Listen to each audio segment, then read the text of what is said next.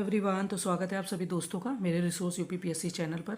हम लोग ध्येय आईएएस प्लस दृष्टि आईएएस के टेस्ट सीरीज देख रहे हैं यूपीपीसीएस के लिए, यूपीपीसीएस 2024 के लिए, जो आपका अक्टूबर में एग्जाम लगा हुआ है। तो हमने 66 नंबर तक क्वेश्चन देख लिए थे। ये ध्येय आईएएस का सेकेंड पेपर, मतलब ध्येय आईएएस का फर्स्ट पेपर है, और दृष्टि आईएएस का फर्स्ट पेपर मैं 2 पार्ट पे अपलोड कर चुकी हूँ। तो आप में से जिसने भी ना देखा हो तो अच्छे से देख लो। और पीडीएफ के लिए जो आंसर की पीडीएफ है वो टेलीग्राम चैनल पे ही उसी नाम से अगर सर्च करेंगे @resource यूपीपीएससी तो आपको चैनल मिलेगा, तो उसको आप ज्वाइन कर लो, ठीक है। और वीडियो को देखते हो तो भाई इतनी मेहनत करते हैं आपके लिए, सारी चीज़ें फ्री ऑफ कॉस्ट है, तो लाइक और शेयर तो कर ही दिया करो, है ना। बाकी आप बहुत समझदार हो मुझे लगता है। तो चलो 66 तक हो गए थे, 67 से देखते हैं। इचामाती नदी भारत के किस राज्य में बहती है? 4 ऑप्शन दिए गए हैं, ओडिशा, मेघालय, पश्चिम बंगाल और सिक्किम। ज़्यादातर मैं ऑप्शन को अवॉइड करती हूँ, कोशिश करती हूँ कि वीडियो आपकी बहुत छोटी हो जिससे कि ज़्यादा समय न लगे। तो हमें इसका आंसर बताना। करंट अफेयर इसमें इंक्लूड है, और प्लस साथ में बहुत अच्छी बात है कि उत्तर प्रदेश स्पेशल और क्या नाम है इंडियन ज्योग्राफी भी इंक्लूड है, तो उसको भी देखते चलो। इचामाती नदी जो है वो भारत के पश्चिम बंगाल राज्य में बहने वाली एक नदी है, और यह क्या नाम है कि माथा भागा नदी की सहायक नदी है। तो इसके हाल ही में राष्ट्रीय जलमार्ग 44 का ड्रेसिंग कार्य का उद्घाटन इस नदी पर हुआ, इसलिए ये चर्चा में है। तो कहाँ हो जाएगी आपकी? पश्चिम बंगाल में। सी ऑप्शन आपका सही हो जाएगा। नेक्स्ट है, जमरानी बांध बहुउद्देशीय परियोजना के बारे में कौन से कथन सही है? ये आपके यहाँ पर 3 कथन दिए गए हैं। इस परियोजना के तहत गोला नदी पर एक बांध का निर्माण किया जाएगा। हाल ही में इसे प्रधानमंत्री कृषि सिंचाई, है ना। सेकंड कह रहे हैं कि हाल ही में इसे प्रधानमंत्री कृषि सिंचाई योजना त्वरित सिंचाई लाभ कार्यक्रम के तहत शामिल किया गया। यह थर्ड, इससे उत्तराखंड के नैनीताल और ऊधम सिंह जिले तथा उत्तर प्रदेश के रामपुर और बरेली जिलों को लाभ होगा। काफ़ी इंपॉर्टेंट है उस हिसाब से जमरानी बांध परियोजना। 4 ऑप्शन दिए गए, ऑप्शन आप पढ़ लो, या कूट दिए गए जिससे हमें आंसर बताना है, ठीक है।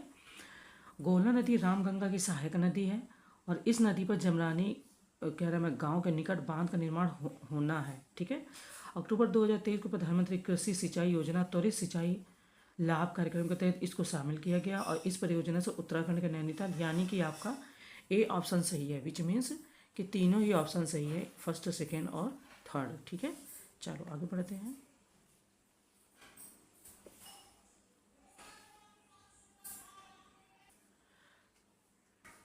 देखो कह रहे हैं ब्रह्मपुत्र नदी के बारे में कौन सा कथन सही है? तो ब्रह्मपुत्र नदी मानसरोवर झील के पास से निकलती है।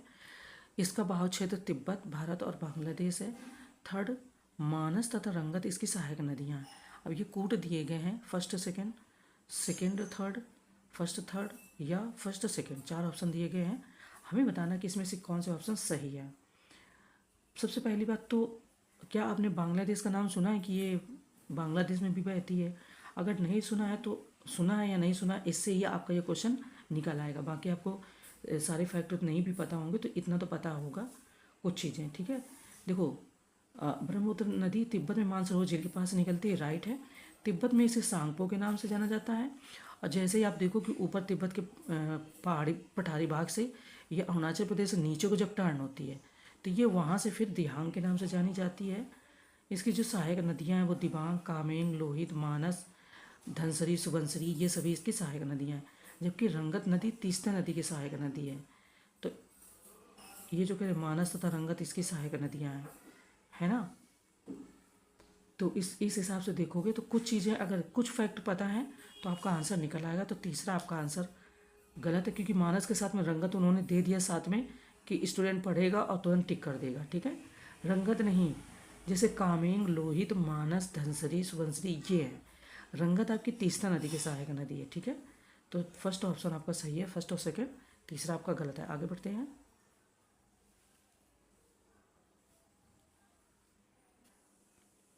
देखो नेक्स्ट क्वेश्चन है कि निम्नलिखित में से कौन सा सही नहीं है? हमने टिक कर लिया पहले ही।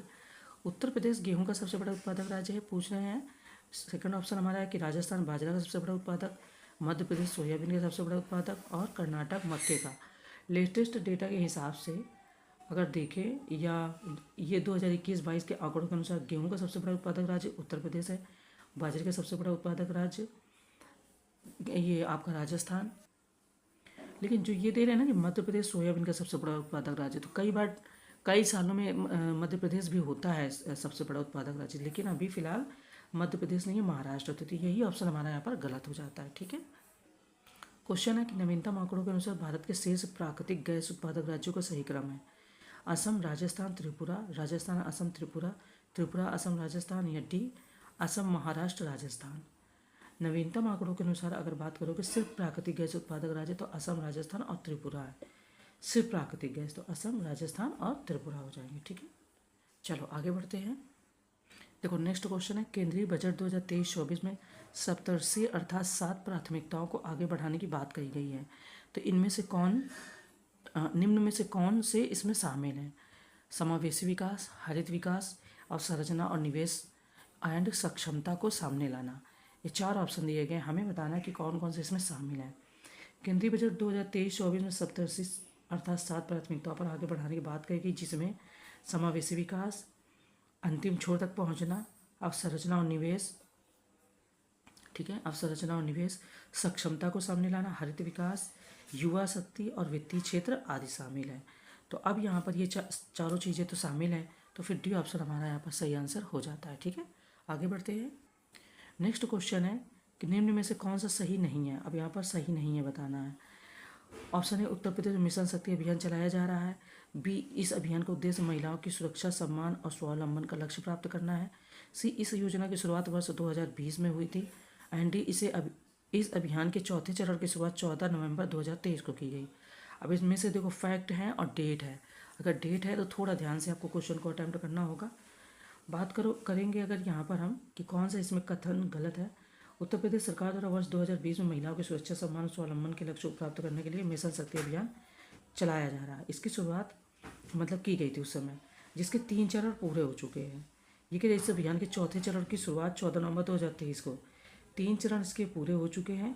हाल ही में 14 अक्टूबर, ठीक है, नवंबर नहीं है, 14 अक्टूबर को मुख्यमंत्री योगी आदित्यनाथ ने इस अभियान के चौथे चरण का शुभारंभ किया है। तो ये नवंबर की जगह अक्टूबर हो जाएगा। बस यही ऑप्शन ने इस ऑप्शन को, डी ऑप्शन को गलत कर दिया है।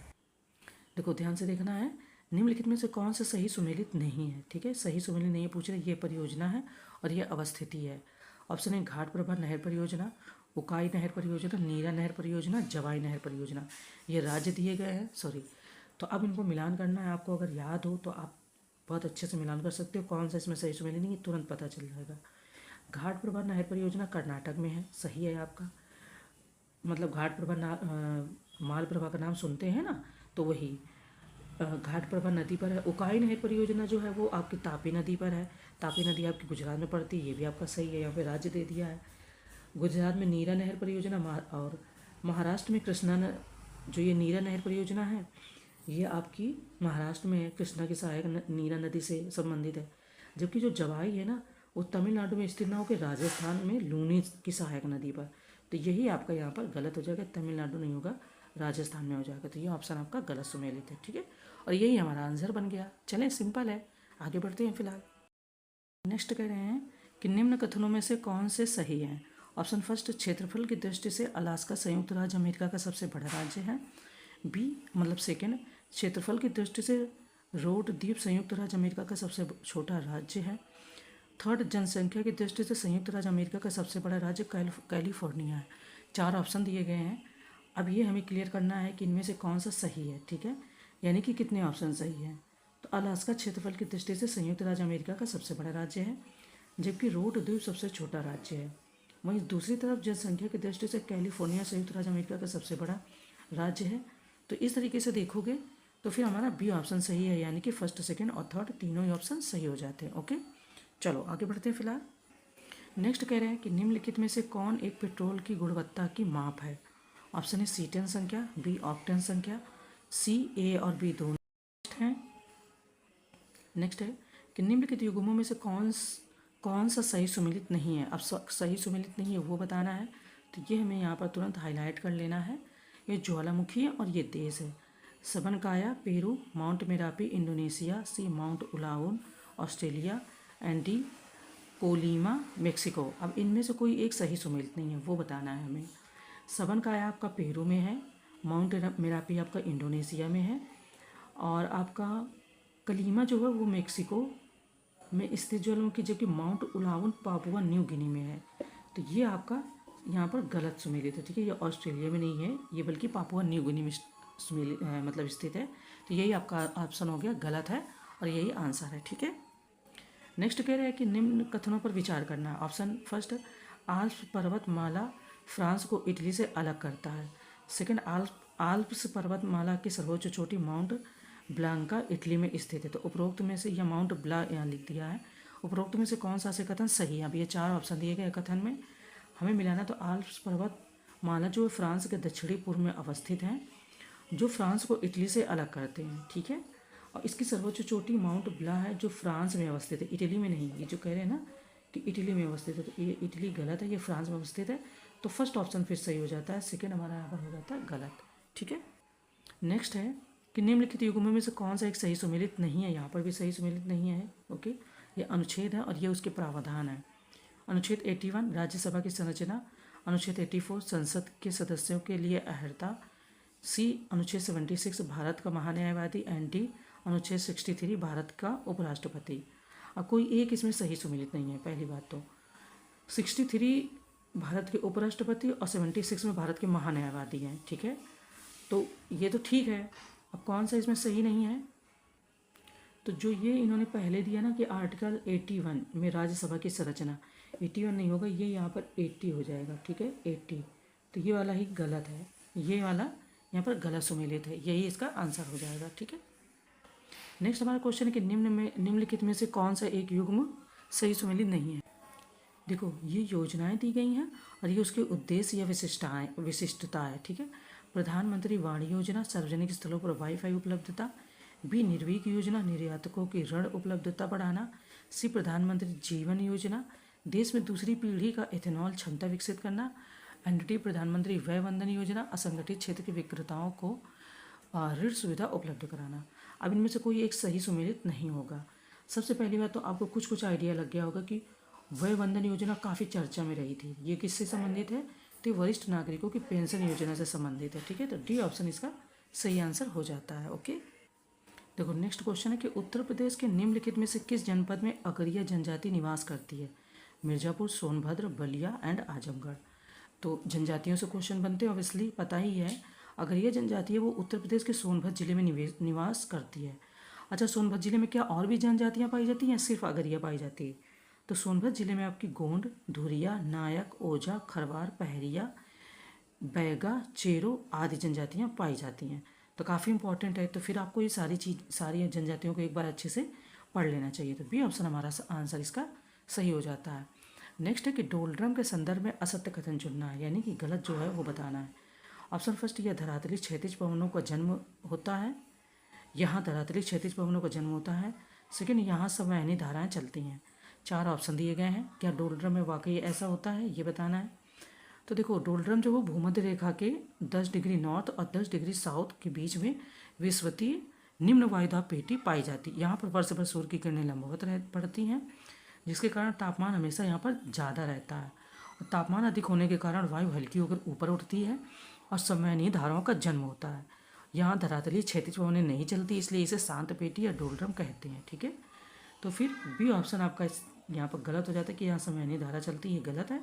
ए ऑप्शन फिलहाल यहाँ पर सही आंसर है, ठीक है। देखो यहाँ पर 2 सूचियाँ दी गई, उनको सुमेलित करना है। सूची फर्स्ट में पढ़ के बता देती हूँ, ये थोड़े समझ में नहीं आएगा।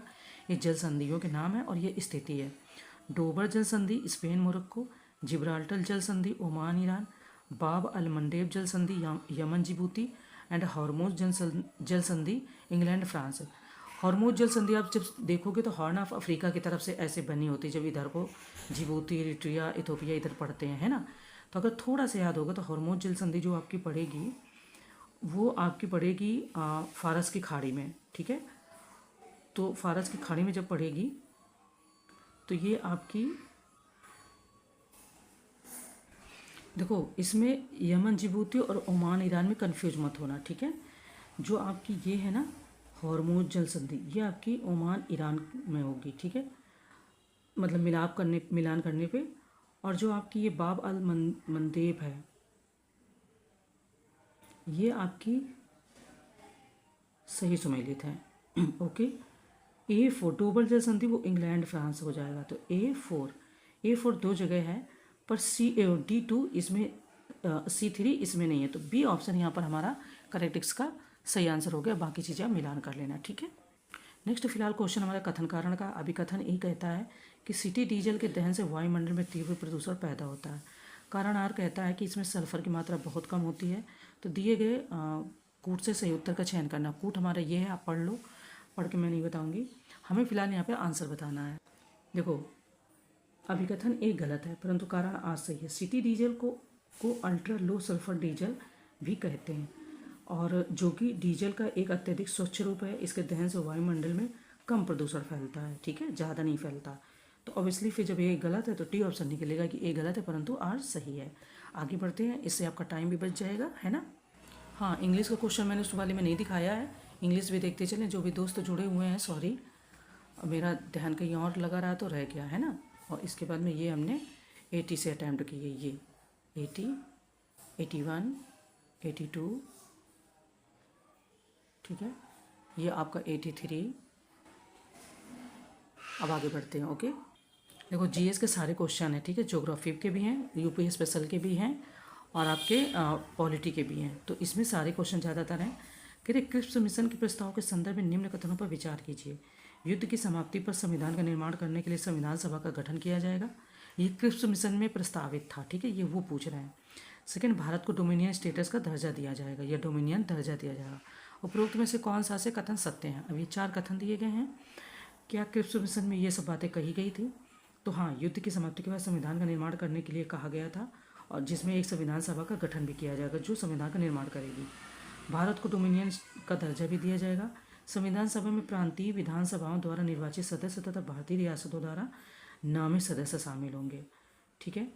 यदि कोई प्रांत नया संविधान स्वीकार करने के लिए तैयार नहीं है तो वह अपना अलग संघ और पृथक संविधान बना सकेगा। ये बातें भी कही गई थी। तो इस हिसाब से तो फिर सी ऑप्शन आपका सही है, ठीक है। आगे बढ़ते हैं फिलहाल। नेक्स्ट है, ये अनुसूचियाँ दी गई हैं, ये विषय दिए गए। चतुर्थ अनुसूची राज्यसभा में स्थान का आवंटन। 9वीं अनुसूची भूमि सुधार अधिनियम। सी 7वीं अनुसूची शक्तियों का विभाजन। एंड डी 11वीं अनुसूची पंचायत। अब मिलान करना है इनको, तो मतलब कि बहुत सिंपल है, कुछ भी नहीं है, सारे के सारे सही सुमेलित है, तो ए ऑप्शन सही हो जाएगा, ठीक है। क्योंकि 7वीं अनुसूची शक्तियों के विभाजन पता है, 11वीं अनुसूची पंचायतें पता है ना, और चतुर्थ अनुसूची राज्यसभा में स्थान का आवंटन पता है, तो फिर आंसर आपका ए सही हो जाएगा, ओके। कह रहे हैं कि अनुच्छेद 20 सब आर्टिकल 2 के अनुसार किसी व्यक्ति को एक ही अपराध के लिए एक बार से अधिक दंडित नहीं किया जा सकता। सेकंड ऑप्शन कह रहे हैं कि अनुच्छेद 20 सब आर्टिकल 3 के अनुसार किसी अपराध के लिए अभियुक्त किसी व्यक्ति को स्वयं अपने विरुद्ध साक्षी होने के लिए बाध्य नहीं किया जा सकता। तो पूछ रहे कि उपरोक्त में से कितने कथन सत्य हैं। अब ये 2 कथन दिए गए हैं, इनमें से कौन कौन से सत्य हैं वो हमें बताना है। देखो, यहाँ पर अगर बात की जाए, जो ये कह रहे हैं क्वेश्चन में, देखो, संविधान के अनुच्छेद 20 में अपराधों के लिए दोष सिद्धि के संबंध में संरक्षण की बात कही गई है। तो 20 का सब आर्टिकल 1 में कहा गया है कि कोई व्यक्ति किसी अपराध के लिए तब तक सिद्ध दोष नहीं उठाएगा जब तक कि उसने ऐसा कोई कार्य करने के समय किसी प्रवृत्ति यानी विधि का अतिक्रमण नहीं किया हो, ठीक है। और 20 का सब आर्टिकल 2 में प्रावधान कि किसी व्यक्ति को एक अपराध, मतलब ये दोनों ही ऑप्शन अपने आप में सही है। इन्होंने पूछा कि कितने कथन सत्य हैं, तो दोनों कथन सत्य हैं, फर्स्ट और सेकंड दोनों। आगे बढ़ते हैं फिलहाल। नेक्स्ट है हमारा कि निम्नलिखित में से कौन सा कथन सही है। फर्स्ट, केंद्र में मंत्रिपरिषद संसद के प्रति सामूहिक रूप से उत्तरदायी होती है। सेकंड, बी, संसद में लोक तथा राज्यसभा शामिल है। सी, विधि निर्माण हेतु प्रस्ताव के बारे में राष्ट्रपति प्रधानमंत्री को सूचित करेगा। एंड डी, संघीय मंत्री भारत के राष्ट्रपति के प्रसाद पर्यंत पद धारण करेंगे। तो कौन सा कथन सही है ये इसमें हमें बताना। केंद्र में मंत्री परिषद संसद के प्रति उत्तरदायी नहीं होती, बल्कि लोकसभा के प्रति सामूहिक रूप से उत्तरदायी होती है। संसद में लोकसभा राज्यसभा, अब यहाँ पे केवल लोकसभा राज्यसभा दे दिया है, संसद में लोक तथा राज्यसभा शामिल, तो इसमें राष्ट्रपति भी शामिल होते हैं संसद में, ठीक है। तो ये भी गलत हो गया। एंड ये जो कह रहे हैं विधि निर्माण हेतु प्रस्ताव के बारे में प्रधानमंत्री राष्ट्रपति को सूचित करेगा, ठीक है। राष्ट्रपति प्रधानमंत्री को नहीं सूचित करेंगे, प्रधानमंत्री राष्ट्रपति को सूचित करेगा। और संघीय मंत्री भारत के राष्ट्रपति के प्रसाद पर्यंत पद धारण करते, तो डी ऑप्शन आपका यहाँ पर फिलहाल सही हो गया, ठीक है। इनमें क्या गलतियाँ थी मैंने इसलिए बता दिया ताकि आपको क्लियर हो जाए। नेक्स्ट कह रहे हैं कि लोकसभा के संदर्भ में निम्न कथनों पर विचार कीजिए। ऑप्शन फर्स्ट, लोकसभा की संरचना का वर्णन अनुच्छेद 81 में है। सेकंड, लोकसभा में अधिकतम 552 सदस्य हो सकते हैं। लोकसभा का चुनाव लड़ने के लिए न्यूनतम 25 वर्ष की उम्र होनी चाहिए। एंड फोर्थ, लोकसभा राज्यवार सीटों का आवंटन वर्तमान में 1981 की जनगणना पर आधारित है। तो उपरोक्त में से कौन से कथन सही है? ये 4 ऑप्शन दिए गए हैं, फर्स्ट, सेकंड, थर्ड और फोर्थ, फर्स्ट, थर्ड और फोर्थ, या डी सेकंड, थर्ड और फोर्थ। अब हमें बताना है कि इनमें से कितने ऑप्शन सही हैं। ठीक है, काफ़ी अच्छा क्वेश्चन है। देखो, लोकसभा की संरचना का वर्णन 81 में दिया गया है, सही है आपका। वर्तमान में लोकसभा में अधिकतम 550 सदस्य ही हो सकते हैं। तो ये जो 552 का है, ये यहाँ पर हो गया सेकंड ऑप्शन आपका गलत। ठीक है, सेकंड गलत, तो ये गलत, ये गलत। अभी ये दो में कन्फ्यूजन है, चलो देख लेते हैं। क्योंकि 104वें संविधान संशोधन अधिनियम द्वारा लोकसभा एवं राज्य विधानसभा में अखिल भारतीय समुदाय के प्रतिनिधित्व के लिए सदस्यों को नामित करने की व्यवस्था को समाप्त कर दिया गया। तो लोकसभा में राज्यवार सीटों का आवंटन वर्ष 1971 की जनगणना, 1971, ये कह रहे कि 1981 जनगणना। तो ये फोर्थ ऑप्शन भी गलत हो गया, तो ये गलत हो गया। अब ये गलत हो गया तो अब आपका एक ही ऑप्शन बचता है। ठीक है, फोर्थ गलत हो गया, सेकंड गलत हो गया, कितने बचे? फर्स्ट और फोर्थ, फर्स्ट, हाँ ये फोर्थ का ही बचा हुआ है लोकसभा में सीटों का आवंटन वर्तमान में, तो ये फोर्थ गलत हो गया। अब आपका ऑप्शन कितने बचे? तो फर्स्ट और थर्ड बचे हैं। ये यहाँ पर फर्स्ट और थर्ड ऑप्शन है, तो ए ऑप्शन सही हो जाता है, फर्स्ट और थर्ड ऑप्शन सही है। ठीक है, आगे बढ़ते हैं। नेक्स्ट क्वेश्चन हमारा कथन कारण का है कि नीचे दो कथन दिए गए, जिनमें एक को अभिकथन ए और कारण आर कहा गया है। अभिकथन ये कहता है कि दूरदर्शन के संकेत एक निश्चित दूरी के बाद नहीं मिल सकते। कारण आर, पृथ्वी की सतह वक्राकार है। तो अब हमें बताना है कि ये एक दूसरे को सपोर्ट कर रहे हैं, क्या सही है क्या नहीं सही है। पृथ्वी की सतह वक्राकार होने के कारण दूरदर्शन के संकेत एक निश्चित दूरी के बाद नहीं मिल सकते, क्योंकि सिग्नल पृथ्वी की सतह से न टकराकर आगे बढ़ जाते हैं। तो कथन और कारण दोनों सत्य हैं। ये ऑप्शन आपका यहाँ पर कह रहे हैं कि सही है। ठीक है, देखिए नेक्स्ट कह रहे हैं, निम्नलिखित पर्वतों में से कौन टर्सरी पर्वतीकरण का परिणाम नहीं है, मतलब टर्सरी का अर्थ नहीं है। ऑप्शन है कुनलुन, एंडीज, आल्प्स और अपलेशियन। तो इसमें से कोई एक नहीं है, वो बताना है। Kunlun, Andes, Alps, Himalaya, Tertiary, Alpine, यूगेन वलित पर्वत हैं। इसके अतिरिक्त रॉकीज एवं एटलस भी इसी श्रेणी के पर्वत हैं। और अपलेशियन एक प्राचीन पर्वत है जिसका निर्माण कैल्डोनियन युग में हुआ, अतः यह मतलब सबसे अलग है। तो अपलेशियन का जो निर्माण समय है वो अलग है, बाकी सभी एक साथ सही समय लेते हैं। ठीक है, देखो नेक्स्ट क्वेश्चन है कि जीरो नेट ऐड से क्या तात्पर्य है। ऑप्शन है, पर्यावरण में जीरो कार्बन उपस्थिति से। बी, एक प्रकार की बजट प्रणाली से। सी, किसी देश द्वारा वैश्विक संस्थाओं द्वारा लिए गए ऋण से। या डी, किसी देश विशेष की आर्थिक व्यवस्था में स्वनिर्भरता से। जीरो नेट ऐड के बारे में पूछा जा रहा है और ये करंट में था। जब किसी देश विशेष की आर्थिक व्यवस्था स्वनिर्भर हो जाती है तथा उसे किसी विदेशी आर्थिक सहायता की आवश्यकता नहीं होती है, तो वह जीरो नेट ऐड कहलाता है। आप इसमें और इसमें कंफ्यूज हो सकते हैं, पर ये आपका डी ऑप्शन ही यहाँ पर सही है फिलहाल। ये पर्यावरण कार्बन से इसका कोई लेना देना नहीं है, मतलब वो लग रहा है बट उससे कोई लेना देना नहीं है। आगे बढ़ते हैं। नेक्स्ट है कि एमनियोसेंटेसिस परीक्षण संबंधित है गर्भवती महिलाओं में प्रसवपूर्ण परीक्षण से। मेनिनजाइटिस रोग की जांच हेतु किया जाने वाला परीक्षण, बुजुर्गों में अल्जाइमर रोग के परीक्षण से। या डी, इनमें से कोई नहीं। तो ये फिलहाल आपका गर्भवती महिलाओं में प्रसवपूर्ण परीक्षण से संबंधित है, यानी कि ए ऑप्शन सही है। आगे बढ़ते हैं। वाला ये चीज़ तो हम लोगों ने कहीं ना कहीं हमेशा यूज़ की है। ठीक है, क्या?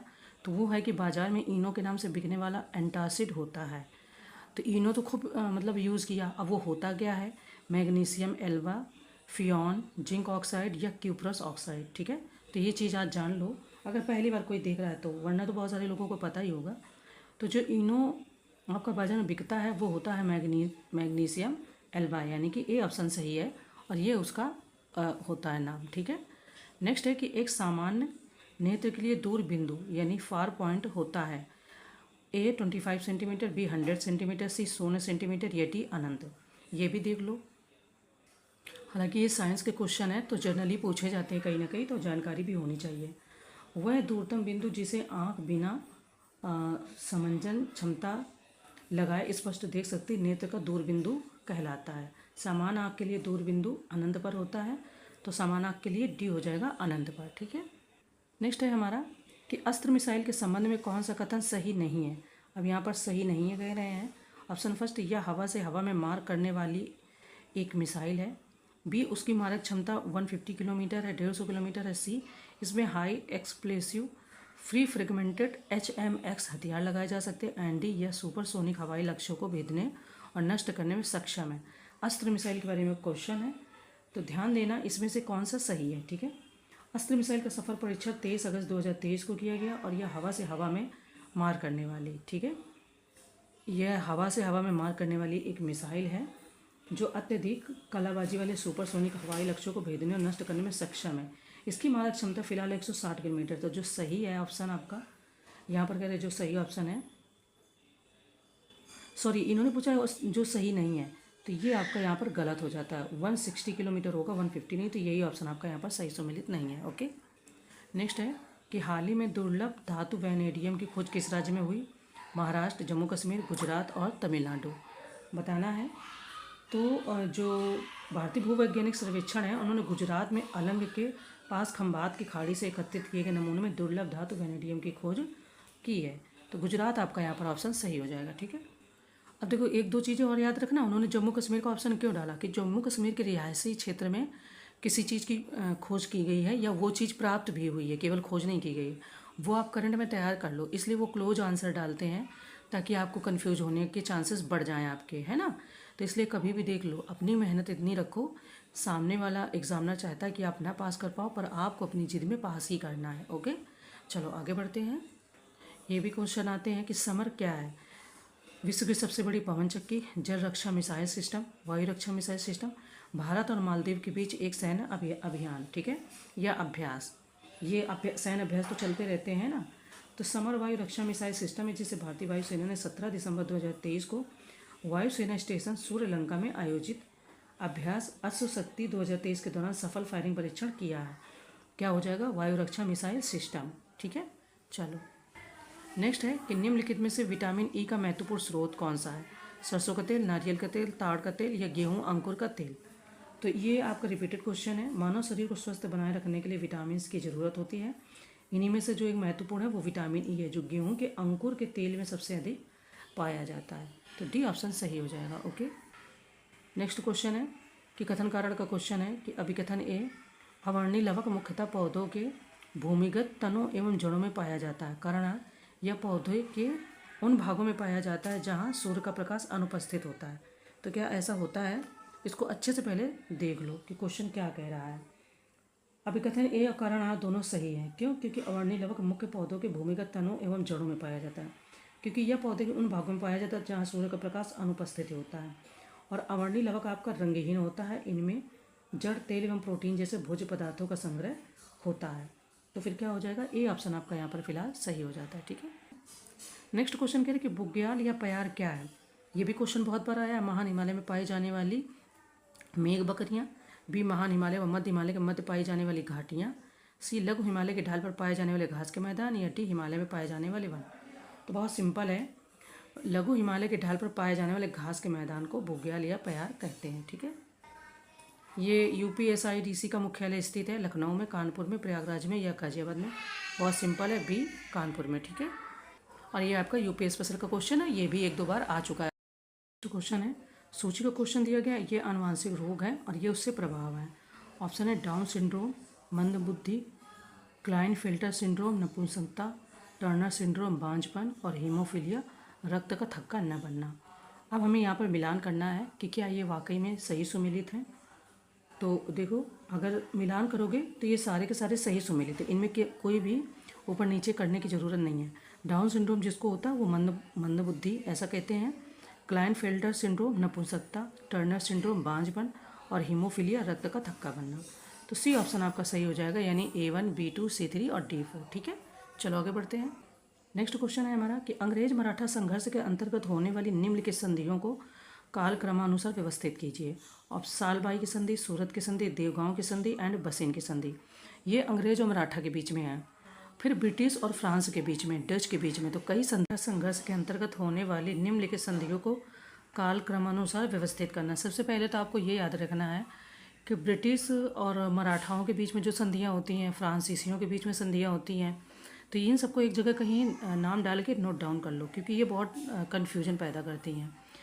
सबसे पहले सूरत की संधि जो बहुत सिंपल है 1775 में, ठीक है। सूरत की संधि आपकी होती है। इसके बाद में सालबाई की होती है, तो वो आपकी 1778, ठीक है। 1782, ये 1775, ये 1782। बसीन की संधि की बात करेंगे तो ये आपके 1801 में हो जाती है, ठीक है। 1802 में, ठीक है, 1802 में। और सबसे लास्ट में होती है देवगांव की संधि।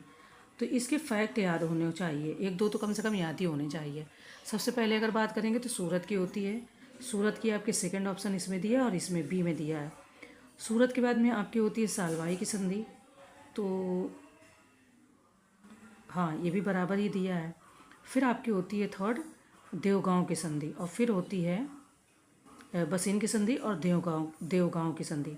तो फिर सी ऑप्शन आपका यहाँ पर सही हो जाएगा, बी ऑप्शन आपका गलत हो जाएगा, क्योंकि यहाँ पे थर्ड दे दिया है, जो इसके पहले फोर्थ होती है फिर थर्ड होती है, तो बी ऑप्शन सही हो गया। पर ये कि सारे फैक्ट इतनी जल्दी इतना ज़्यादा याद होना मुश्किल हो जाता है, कभी कभी माइंड है कितनी सारी चीज़ें हम याद करेंगे। तो एक दो चीज़ें जैसे सूरत की संधि आपको याद है, सालभाई की याद है, तो आप मे बी की निकाल ले जाओगे। हालांकि इसमें ऐसे इन्होंने सजाया, इन चीज़ों को क्रम में रखा है कि पूरी याद होगी तो ही निकल पाएगा। तो इस चीज़ को ध्यान रखना। आगे बढ़ते हैं। नेक्स्ट क्वेश्चन हमारा सूची का ही है फिलहाल। सूची फर्स्ट को सूची सेकंड से सुमेलित करना। ये हड़प्पा पुरस्थल है और ये राज्य या संघ क्षेत्र है जहाँ पर ये चीज़ें प्राप्त होती हैं। मांडा आपका उत्तर प्रदेश, दायमाबाद राजस्थान, मांडी जम्मू कश्मीर और कालीबंगन महाराष्ट्र, ठीक है। तो अगर कुछ नहीं याद है आपको, कालीबंगन ही याद होगा, तो कालीबंगन आपका राजस्थान में पड़ता है, क्षेत्र है, ठीक है, हड़प्पा पुरस्थल का। तो D2 हो गया। अब D2 यहाँ पर दो ऑप्शन में दिया है, ठीक है। ये देखो ऑप्शन देख लो आप, ये कूट दिया गया है, हमें आंसर निकालना है।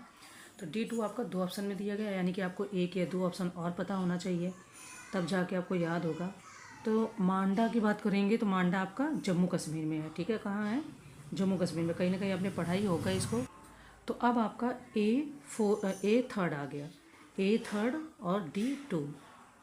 तो इसमें D2 तो है पर ए थर्ड नहीं है। ए थर्ड यहाँ दो जगह है और D2 इसमें है, तो फिर कौन सा आंसर आ जाएगा? डी ऑप्शन आपका सही हो जाएगा, B4, ठीक है। दायमाबाद महाराष्ट्र और मांडी, तो ये आपका नॉर्मली निकल आया, उत्तर प्रदेश हो जाएगा, है ना। चलो आंसर निकल आया, आगे बढ़ते हैं। कह रहे हैं कि हरित गृह प्रभाव के अभाव में भू सतह का औसत तापमान होगा। ऑप्शन है 0 degree Celsius, B -18 degree Celsius, C -98.6 degree Celsius, या डी -37 डिग्री सेल्सियस। तो हरित गृह प्रभाव के अभाव में भू सतह का पूछने के औसत तापमान क्या होगा, है ना। तो हरित गृह प्रभाव के अभाव में भू सतह का जो औसत तापमान होगा वो 0 डिग्री फ़ारेनहाइट या -18 डिग्री सेल्सियस होगा। तो फिर आपका बी ऑप्शन सही है। देखो जो CO2 होता है, जलवाष्प, नाइट्रस ऑक्साइड, मीथेन तथा ओजोन प्रमुख ग्रीन हाउस गैसें हैं। अगर ग्रीन हाउस गैसें पूछता है तो कौन कौन सी है? जलवाष्प, नाइट्रस ऑक्साइड, मीथेन तथा ओजोन, ये प्रमुख है। कुछ बहुत और भी गैसें हैं जो नुकसान करती हैं, पर उनका नाम नहीं दिया, प्रमुख का नाम दे दिया। ओके, चलिए आगे बढ़ते हैं। फिलहाल नेक्स्ट हमारा कह रहा है कि गलत सुमेलित है। राजतरंगिणी, कल्हण, हर्षचरित, हर्षवर्धन, विक्रमांक, देवचरित, विल्हण एंड रघुवंशम, कालिदास। तो अब यहाँ पर आपको थोड़ा सा ध्यान देना कि इसमें से कौन सा गलत सुमेलित है, ठीक है। तो देखो हर्षचरित की रचना बाणभट्ट ने की थी। हर्षचरित जो है ये हर्षवर्धन ने नहीं बल्कि बाणभट्ट ने की थी। तो बी ऑप्शन ही यहाँ पर ये आपका गलत हो जाता है। यहाँ पर आपका बाणभट्ट होना चाहिए था और यही आपका गलत सुमेलित है, तो बी ऑप्शन आपका सही हो गया, ठीक है। बाकी रघुवंशम की तो कालिदास ऑब्वियसली की ही है, विक्रमांक, देवचरित की विल्हण और राजतरंगिणी की कल्हण, ठीक है। चलें आगे बढ़ते हैं। नेक्स्ट हमारा क्वेश्चन है कि विंड पावर में ऊर्जा का कौन सा रूप विद्युत ऊर्जा में परिवर्तित होता है। ऑप्शन है गतिज ऊर्जा, स्थितिज ऊर्जा, सौर ऊर्जा या विकिरण ऊर्जा। विंड पावर में ऊर्जा का, है ना, कहते हैं ना कि पवन चक्की लगा दो तो ऊर्जा प्राप्त होती है उससे भी। तो बहती वायु से उत्पन्न की गई ऊर्जा को विंड पावर कहते हैं, और पवन ऊर्जा जो विंड ऊर्जा होती है वो गतिज ऊर्जा को विद्युत ऊर्जा में परिवर्तित किया जाता है। तो ए ऑप्शन आपका हो जाएगा ये गतिज ऊर्जा, ठीक है। सिंपल है, आगे बढ़ते हैं। देखो कथन कारण का क्वेश्चन है, 108 पे हम आ गए हैं। अभी कथन ये कह रहा कि प्रकाशीय तंतु प्रकाश के पूर्ण आंतरिक परावर्तन सिद्धांत पर कार्य करता है। कारण प्रकाशीय तंतु लंबी दूरी के संचार के लिए उपयुक्त है। तो अब हमारे कथन और कारण क्या सपोर्ट कर रहे हैं एक दूसरे को, ये बताना है। तो बात करें तो अभिकथन ए और कारण दोनों सही हैं, लेकिन ये एक दूसरे को सपोर्ट नहीं कर रहे हैं। क्यों? क्योंकि प्रकाशीय तंतु ग्लास, प्लास्टिक या सिलिका का बना हुआ अत्यंत पतला तंतु होता है और यह प्रकाश के पूर्ण आंतरिक परावर्तन सिद्धांत पर कार्य करता है। तो बी ऑप्शन सही हो जाएगा कि ए आर दोनों सही है, पर आर ए की सही व्याख्या नहीं करता। आगे बढ़ते हैं फिलहाल। नेक्स्ट क्वेश्चन है कि 20,000 हर्ट्ज से अधिक आवृत्ति वाली तरंगों को कहते हैं। अब तरंगों के नाम हमने पढ़े हैं ना, पराश्रव्य, श्रव्य, अवश्रव्य, है ना। तो ये 4 ऑप्शन दिए गए हैं आपके, हमें बताना कि क्या कहते हैं इनको। देखो, अगर 20,000 हर्ट्ज से अधिक आवृत्ति वाली तरंगें होती हैं तो इन्हें फिलहाल हम लोग कहते हैं पराश्रव्य तरंगे। ठीक है, आगे बढ़ते हैं। तो इसको भी फ्रेंड्स देखते चलो, 102 से हमने स्टार्ट किया था। ठीक है, जिसको भी ज़रूरत है तो वो इसको भी देखते चलेगा। अगर बाई लैंग्वेज चाहिए तो बाकी हम लोग हिंदी तो कर ही रहे हैं, है ना। तो ये आपका 105 हो गया, 106 हो गया, 107, 108। ओके, चलो आगे बढ़ते हैं। देखो नेक्स्ट है कि निम्नलिखित में से कौन एक पेट्रोल की गुणवत्ता की माप है। ऑप्शन है सीटेन संख्या, बी ऑक्टेन संख्या, सी ए और बी दोनों, या डी इनमें से कोई नहीं। तो यानी जो पेट्रोल की गुणवत्ता होती है उसको हम किससे मापते हैं, है ना, ये इनका कहना है। तो यहाँ पर जो आपका आंसर होना चाहिए या जो आंसर होगा, पहले तो आपने कहीं पढ़ा है, नहीं पढ़ा है अगर, तो इसको रिकॉल करके आंसर दीजिए। जो पेट्रोल की गुणवत्ता का मापक होता है वो ऑक्टेन संख्या होती है, जबकि पेट्रोल की सीटेन संख्या जो होती है वो संख्या डीजल की गुणवत्ता का मापक होता है। देखो, दो चीज़ें हो गई ना, पेट्रोल और डीजल अलग है। तो ऑक्टेन संख्या जो है ये आपकी पेट्रोल की गुणवत्ता का मापक है, और जो डीजल है वो सीटेन संख्या है वो डीजल की गुणवत्ता। मतलब दोनों में कन्फ्यूज मत होना, ये आपका पेट्रोल से संबंधित है और ये आपका डीजल से संबंधित है। ठीक है, तो ये 2 क्वेश्चन आपको यहाँ पर एक तरीके से पता चल गए। तो इसका क्या आंसर होगा, बी हो जाएगा, ए और बी दोनों नहीं होंगे। ठीक है, देखो नेक्स्ट कह रहे हैं कि भारत का सबसे दक्षिणी बिंदु अवस्थित है। ऑप्शन ए, बी, सी और डी में दिया गया है। उत्तरी अक्षांश सब है और ये डिग्री के माप है। तो आपको याद करके बताना है कि क्या आंसर इसका होगा। तो भारत का सबसे दक्षिणी बिंदु, जिसको हम इंदिरा पॉइंट बोलते हैं, जो अंडमान एवं निकोबार द्वीप समूह के ग्रेट निकोबार द्वीप का दक्षिणी बिंदु 6 डिग्री और 4 आपका उत्तरी अक्षांश है। तो 6.4 उत्तरी अक्षांश, यानी कि सी ऑप्शन सही है और ये इसका दक्षिणी बिंदु अवस्थित है। ठीक है, आगे बढ़ते हैं। कह रहे हैं बौद्ध ग्रंथ सुत्त पिटक के कितने भाग हैं। ए 8 भाग, बी 5 भाग, सी 3 भाग या डी 2 भाग। सिंपल है, अगर आपको याद होगा तो सुत्त पिटक प्राचीन बौद्ध ग्रंथ त्रिपिटक का भाग है, और ठीक है, तो इसका भाग है। अन्य त्रिपिटक, विनय पिटक और अभिधम्म पिटक है। सुत्त पिटक का विभाजन, इन्होंने बौद्ध ग्रंथ सुत्त पिटक का पूछा, याद रखना। सुत्त पिटक का जो विभाजन हुआ है वो 5 निकायों में हुआ। 5 कौन, दीर्घ निकाय, मध्यम निकाय, संयुक्त निकाय, अगुत्तर निकाय तथा खुद्दक निकाय। तो क्या हो जाएगा आंसर आपका, बी हो जाएगा, 5 भाग। ध्यान रखना, सुत्त पिटक, अभिधम्म पिटक और विनय पिटक की बात नहीं हो रही। जो 3 आप यहाँ पे 3 भी दिया है क्लोज आंसर में, है ना। यहाँ पर सुत्त पिटक के अंदर के भागों की बात हो रही है, तो वो आपके 5 भाग हो जाएंगे। ठीक, नेक्स्ट क्वेश्चन है कि द जिंटू कोड निम्नलिखित में से किसका अंग्रेजी अनुवाद है। उपनिषद, मनुस्मृति, महाभारत या पंचतंत्र। ठीक है, तो द जिंटू कोड जो है वो आपका मनुस्मृति का अंग्रेजी अनुवाद है, और ईस्ट इंडिया कंपनी के शासनकाल में बंगाल के गवर्नर जनरल वॉरेन हेस्टिंग के प्रयासों से इसका अंग्रेजी में अनुवाद किया गया था। ठीक है, तो बी ऑप्शन हो जाएगा, द जिंटू कोड वो मनुस्मृति का अनुवाद है। नेक्स्ट क्वेश्चन है कि निम्न में से किसे फलक संस्कृति के नाम से भी जाना जाता है।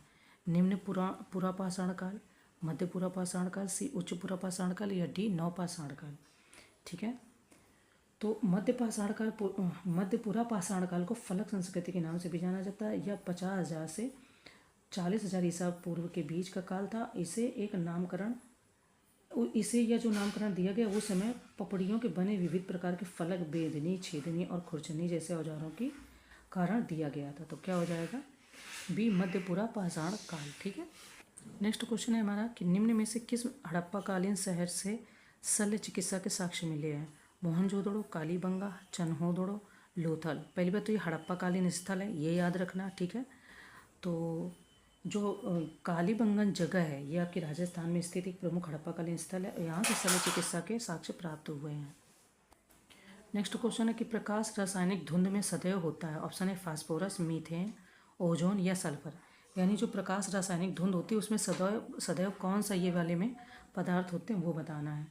तो प्रकाश रासायनिक धुंध जो आपका एक स्मोक होता है, संग प्लस फॉग बराबर स्मोक, तो एक प्रकार के वायु प्रदूषण की अवस्था है। इसमें ओजोन, फॉर्मेल्डिहाइड और पैन नामक द्वितीय प्रदूषक उपस्थित रहते हैं। तो ओजोन इसमें हमेशा होता है। ठीक है। नेक्स्ट क्वेश्चन है कि निम्नलिखित में से किस एक के द्वारा प्रतिभूतियों की इनसाइडर ट्रेडिंग पर रोक लगाई जाती है? भारतीय रिजर्व बैंक, भारतीय प्रतिभूति एवं विनिमय बोर्ड, वित्त मंत्रालय या वित्त मंत्रालय का वह विभाग। सिंपल है, अगर गेस करेंगे तो बहुत जल्दी आंसर पता चल जाएगा। बी ऑप्शन इसका सही आंसर होगा। ठीक है। नेक्स्ट कह रहे हैं कि निम्नलिखित में से कौन एक प्रकृति की एक क्रियात्मक इकाई है? खाद्य जाल, खाद्य श्रृंखला, कीस्टोन प्रजाति या पारिस्थितिकी तंत्र। तो प्रकृति की एक क्रियात्मक इकाई है ये पूछ रहे हैं। पारिस्थितिकी तंत्र जो भूतल के एक निश्चित क्षेत्र को धारण करने वाली एक आधारभूत क्रियात्मक इकाई है, जिसके अंतर्गत किसी स्थान के जैविक समुदायों और अजैविक संगठनों के बीच अंतःक्रियाओं का अध्ययन किया जाता है। तो डी हो जाएगा पारिस्थितिकी तंत्र। ठीक है।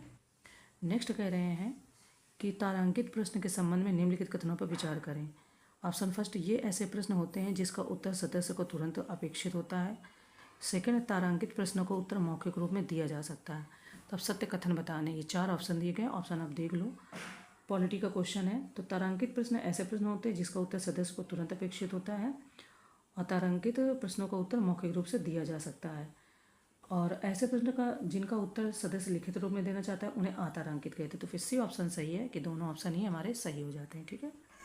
देखो ये 2 सूचियाँ दी गई हैं। सूची फर्स्ट में संस्था है और सूची सेकंड में स्थापना वर्ष है। ऑप्शन ए राष्ट्रीय सुरक्षा गार्ड्स 1963, बी केंद्रीय औद्योगिक सुरक्षा बल 1939, सी नेक्स्ट कह रहे हैं केंद्रीय औद्योगिक सुरक्षा बल 1939, केंद्रीय रिजर्व पुलिस बल 1969 एंड डी सशस्त्र सीमा बल 1984।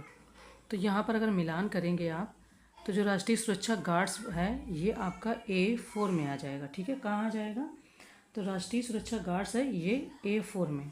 अब A4 क्योंकि 2 जगह दिया गया है तो अब आपको और निकालने होंगे आंसर। ठीक है। केंद्रीय औद्योगिक सुरक्षा बल की बात करेंगे तो 1969, केंद्रीय औद्योगिक सुरक्षा बल, तो ये 1969 यानी कि B3। ठीक है।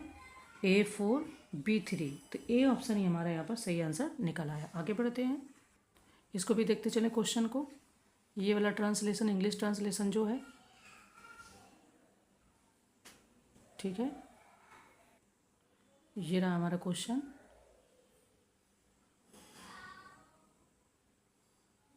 चलिए आगे बढ़ते हैं। फिलहाल कह रहे हैं कि नगद आरक्षित अनुपात के संदर्भ में निम्नलिखित कथनों पर विचार करें। ऑप्शन फर्स्ट, इसे बैंकों को आरबीआई के पास रखना होता है।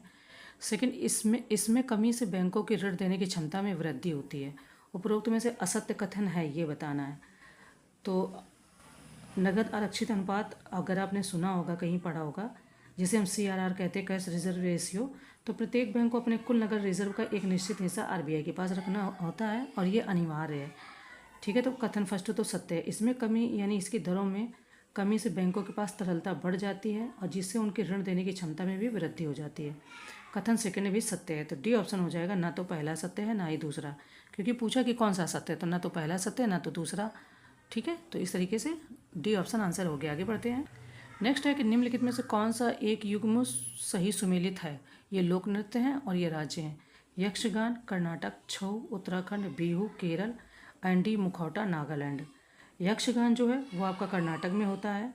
छऊ जो है वो आपका झारखंड में होता है। ठीक है। जो छऊ है वो उत्तराखंड नहीं झारखंड। तो ए ऑप्शन इससे ही सुमेलित है। छऊ झारखंड में होता है जो कि यहाँ पर उत्तराखंड दिया, तो ये गलत है। ठीक है। बिहू भी आपको पता है कि केरल में नहीं, तो इस तरीके से ऑप्शन निकाला गया, बाकी गलत है। ठीक है। देखो जो बिहू होता है सबको पता है कि असम में होता है और मुखौटा आपका अरुणाचल प्रदेश में, इसलिए ये दोनों गलत सुमेलित है। नेक्स्ट क्वेश्चन हमारा कह रहे हैं कि निम्नलिखित में से किसे राष्ट्रीय आय की गणना में सम्मिलित नहीं किया जाता? Option A brokers commission, B संसद सदस्य को दिया जाने वाला भत्ता, सी भविष्य निधि कोष में अंशदान, या डी विदेशों से प्राप्त उपहार। तो किसे हम राष्ट्रीय आय की गणना में सम्मिलित नहीं करते हैं? तो ऑब्वियसली जो उपहार होंगे उन्हें नहीं सम्मिलित करते, तो विदेशों से प्राप्त उपहार को सम्मिलित नहीं किया जाता। नेक्स्ट कह रहे हैं कि मूल संविधान की 8वीं अनुसूची में कितनी भाषाओं का वर्णन था?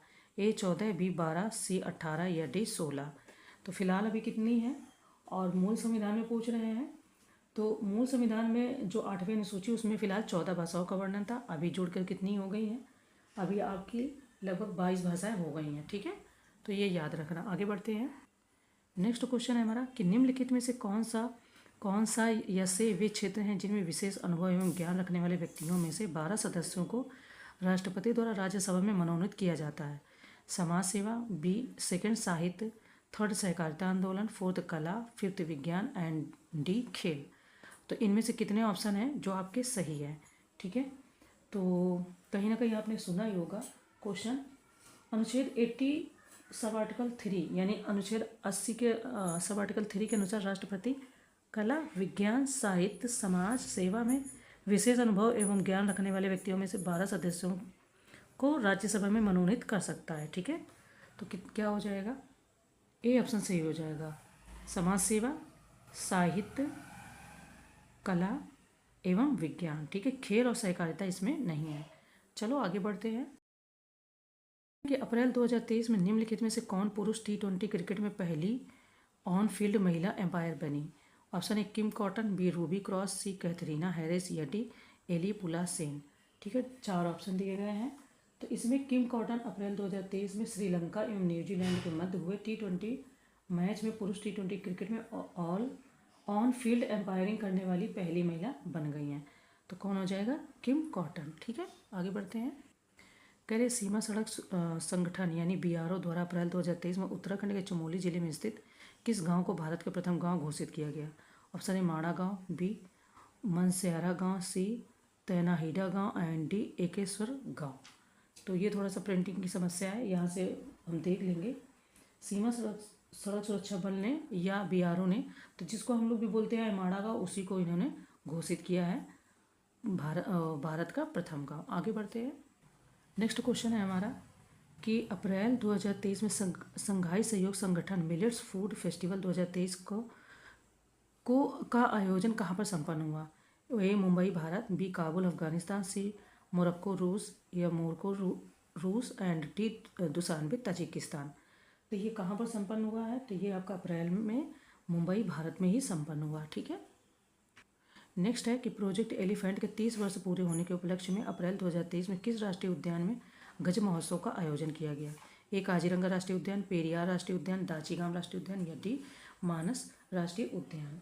ठीक है, तो ये कहाँ पर ऐसा किया गया है, तो प्रोजेक्ट एलिफेंट के 30 वर्ष पूरे होने के उपलक्ष्य में अप्रैल 2023 में काजीरंगा राष्ट्रीय उद्यान में गज उत्सव का आयोजन किया गया। ठीक है, नेक्स्ट है कि मानव वन्य जीव संघर्ष और सह अस्तित्व पर मार्च अप्रैल 2023 में सम्मेलन का आयोजन कहाँ संपन्न हुआ। ए ऑक्सफोर्ड यूके में, बी कैलिफोर्निया यूनिवर्सिटी USA में, सी हैम्बर्ग यूनिवर्सिटी जर्मनी में या डी वियना यूनिवर्सिटी ऑस्ट्रिया में। तो मार्च अप्रैल 2023 में मानव वन्य जीव संघर्ष और सह अस्तित्व पर जो सम्मेलन का आयोजन किया गया वो ऑक्सफोर्ड यूनिवर्सिटी UK में किया गया। ठीक है, देखो अच्छे खासे करंट आपका तैयार हो जाएगा। अप्रैल 2023 में केंद्र सरकार द्वारा new India literacy programme NILP शुरू किया गया।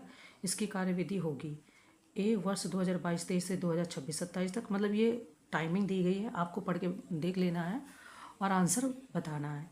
तो जो ये किया गया है वर्ष 2022-23 से 2026-27 तक की अवधि रहेगी। ठीक है, नेक्स्ट यूनेस्को द्वारा निम्नलिखित में से किस तिथि को विश्व विरासत दिवस मनाया जाता है।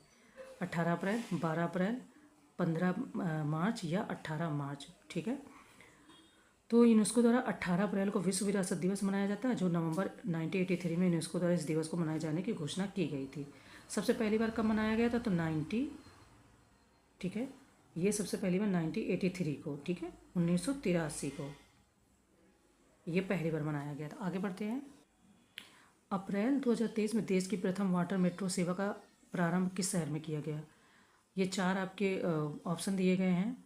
वाटर मेट्रो सेवा, ठीक है, कोच्चि केरल, पणजी गोवा, मंगलौर कर्नाटक या रत्नागिरी महाराष्ट्र में। तो ये जो किया गया वो अप्रैल 2023 में देश की प्रथम वाटर मेट्रो सेवा का प्रारंभ कोच्चि केरल में किया गया। कहाँ, कोच्चि केरल में। आगे बढ़ते हैं। देखो कह रहे हैं कि मई 2023 में निम्नलिखित में से कौन सा भारतीय शहर संयुक्त राष्ट्र विकास लक्ष्यों का लोकलाइजेशन अपनाने वाला पहला भारतीय शहर बना। भोपाल, जयपुर, लखनऊ या बंगलुरु। इंपॉर्टेंट क्वेश्चन है, अच्छा है। तो ऐसा जो किया है वो भोपाल ने किया है, ठीक है, भोपाल ने संयुक्त राष्ट्र विकास लक्ष्यों का लोकलाइजेशन किया है और ये SDG के स्थानीयकरण के लिए भी रणनीतियों को स्थानीय स्तर पर परिभाषित किया गया है। नेक्स्ट है, अप्रैल 2023 में नेशनल क्लाइमेट कॉन्क्लेव 2023 का आयोजन कहाँ पर संपन्न हुआ? इंदौर मध्य प्रदेश, पुणे महाराष्ट्र, लखनऊ उत्तर प्रदेश या डी पटना बिहार? तो जो ऐसा किया गया वो लखनऊ उत्तर प्रदेश में किया गया। वैसे उत्तर प्रदेश भी काफ़ी मामले में आगे चल रहा है, तो ये भी काफ़ी सारे काम अच्छे अच्छे कर रहे हैं यहाँ पर। नेक्स्ट है कि महिलाओं की वित्तीय समृद्धि सुनिश्चित करने हेतु केंद्र सरकार द्वारा निम्नलिखित में से किस तिथि को महिला सम्मान बचत प्रमाण पत्र योजना का शुभारंभ किया गया? 9 मई 2023, 20 मई 2023, 1 अप्रैल 2023 या 30 अप्रैल 2023? ऐसा जो किया गया है वो 1 अप्रैल 2023 को किया गया है। ओके, चलो आगे बढ़ते हैं। कह रहे हैं कि मई 2023 में जापान के हिरोशिमा में तृतीय क्वाड लीडर्स समिट 2023 का आयोजन किया गया।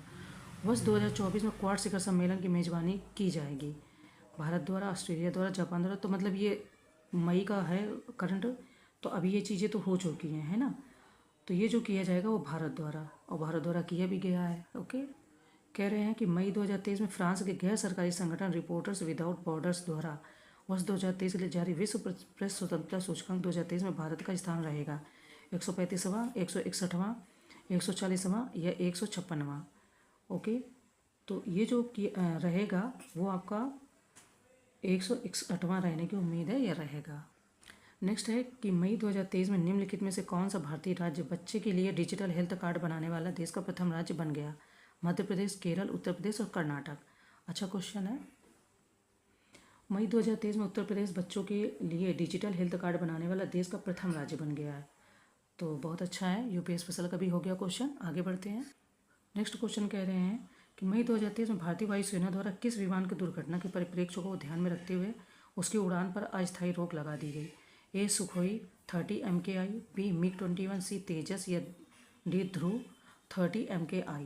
तो ऐसा जो किया गया है वो MiG-21 में रोक लगा दी गई है, या इसे भी प्रतिबंधित कर दिया गया। ठीक है, कह रहे हैं कि 49वें G7 सम्मेलन 2023 के संबंध में निम्न कथनों पर विचार करें। इस सम्मेलन का आयोजन मई 2023 में हिरोशिमा, जापान में किया गया।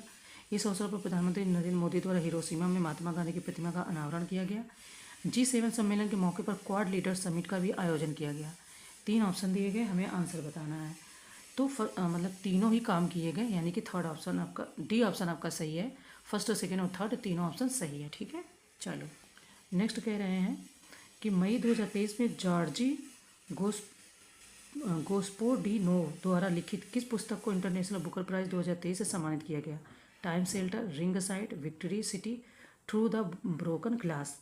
करंट में चीज़ें रही हैं, अगर आपको याद हो तो मई 2023 में जो ये पुस्तक लिखित है कौन सी है? तो टाइम शेल्टर पुस्तक है, जिसको Booker prize, international Booker prize मिला है। ठीक है, नेक्स्ट है मई 2023 में निम्नलिखित भारतीय राज्यों में कौन सा एक मुख्यमंत्री तीर्थ दर्शन योजना के तहत बुजुर्गों को मुफ्त हवाई यात्रा प्रदान करने वाला भारत का प्रथम राज्य बना?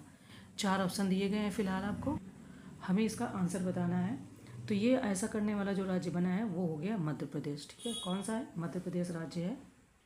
कह रहे हैं कि मई 2023 में भारतीय नौसेना की कलवरी क्लास प्रोजेक्ट 75 की 6ठी स्कॉर्पियन पनडुब्बी ने अपना समुद्री परीक्षण प्रारंभ किया। इसका नाम है ए खंडूरी, वागशीर, जलतोरी या जलधी। काफ़ी अच्छे अच्छे नाम इन लोगों के रहते हैं। वागशीर ऐसी है जिसका नाम है वागशीर। ठीक है, नेक्स्ट कह रहे हैं कि मई 2023 में आसियान का 42वां शिखर सम्मेलन कहाँ आयोजित किया गया? इंडोनेशिया, सिंगापुर, वियतनाम या कंबोडिया? तो ये इंडोनेशिया में आयोजित किया गया। आगे बढ़ते हैं।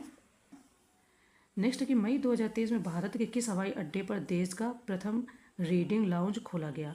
लाल बहादुर शास्त्री हवाई अड्डा वाराणसी, इंदिरा गांधी हवाई अड्डा नई दिल्ली, राजीव गांधी हवाई अड्डा हैदराबाद, नेताजी सुभाष चंद्र बोस हवाई अड्डा कोलकाता।